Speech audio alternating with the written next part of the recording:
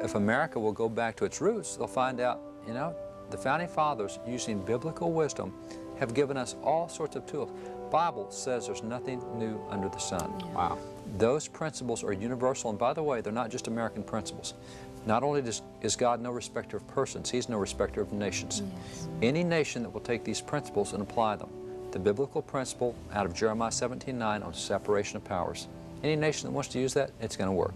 Yes. Okay, so if all of the quotes that revert back to the Bible and all the wisdom comes from the Bible, then are we living in a theocracy at this point in the United States? That's certainly what the secularists claim. Oh, you guys want religion involved? Why, that's a theocracy.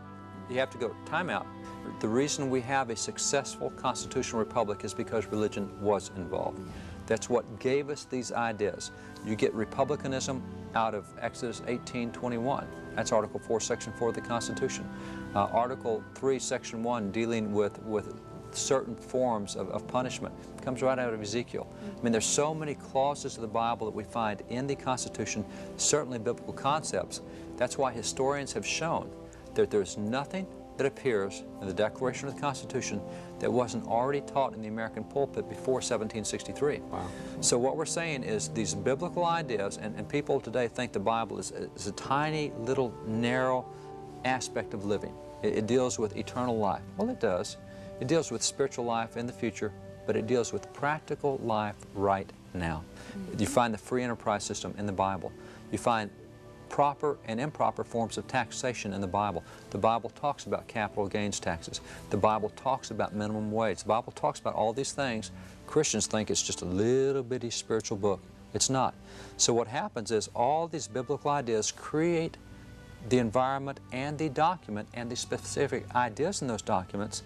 And today we're being told, oh, if you believe those ideas, that's a theocracy. Now, how oxymoronic is that? The very ideas that produced republicanism and free government are we're now being told that that's what creates a theocracy. So what they do is they say, oh, you guys with those ideas have to stay out of the government. No, no, no. The reason we have the government is because those ideas were in the government. Right. That's not a theocracy, not by any means. Founding Fathers had a great love for separation church and state. They didn't want the two institutions running each other. But they did not have a great love for separating God from government or God from any aspect of life. Right. And that's what people who yell theocracy today mean. They say, oh, you're trying to impose your values on me. Well, the value that says don't kill is a biblical value. You're right, I'm trying to impose that on you. Correct. But that doesn't make it a theocracy, because there are certain sets of values to which society adheres that we choose to use as our standard of living. That's not a theocracy. Right. A theocracy is when you get one person who rules in the name of God above all other wills. That's the divine right of kings. There's nobody in America that wants a theocracy.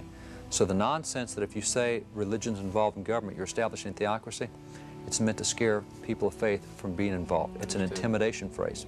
That's all.